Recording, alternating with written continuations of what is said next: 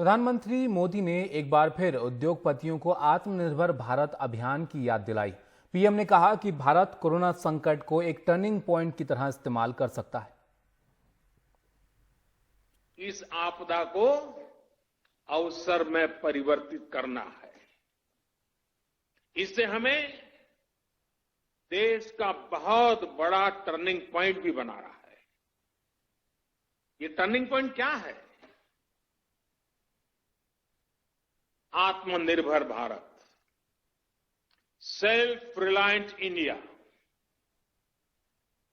आत्मनिर्भरता का, self reliance का ये भाव बरसों से हर भारतीय ने एक एस्पिरेशन की तरह जिया है। देश में बढ़ते कोरोना संकट और कमजोर पड़ती अर्थव्यवस्था के बीच प्रधानमंत्री नरेंद्र मोदी ने इंडियन चेंबर ऑफ कॉमर्स के उद्योगपतियों को वीडियो कॉन्फ्रेंसिंग के जरिए संबोधित करते हुए ये बात कही। मोदी ने कहा, ये समय भारत में एक globally competitive domestic supply chain तैयार करने का है।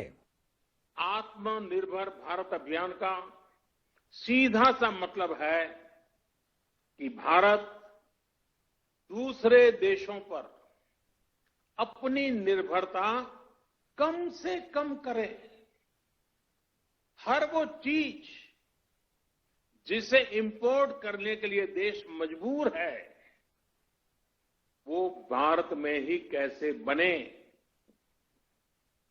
भविष्य में उन्हीं प्रोडक्ट्स का भारत एक्सपोर्टर कैसे बने, इस दिशा में हमें और तेजी से काम करना है। फिलहाल मौजूदा परिस्थिति में आर्थिक मोर्चे पर सरकार के सामने चुनौतियां बढ़ती जा रही हैं। गुरुवार को आरबीआई गवर्नर ने क्रेडिट रेटिंग एजेंसियों के हेड्स के साथ फाइनेंशियल सेक्टर और अर्थव्यवस्था के कमजोर हालात की समीक्षा की।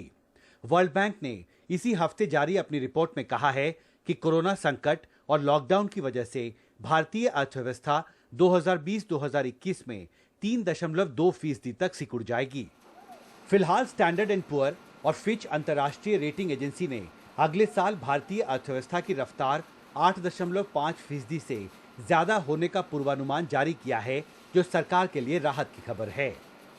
S&P projects the growth for next year to be 8.5%. Fitch came up with a report for APAC countries where they have projected the growth for next year to be 9.5%.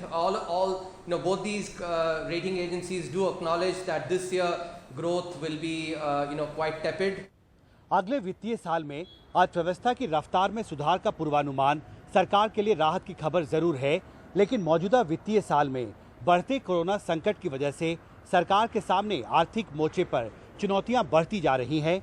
बेरोजगारी का संकट बड़ा हो रहा है और कोशिशों के बावजूद देश में लाखों फैक्ट्रियां और कारखाने पूंजी और वर्करों की कमी की वजह से सही तरीके से काम नहीं कर पा रहे हैं।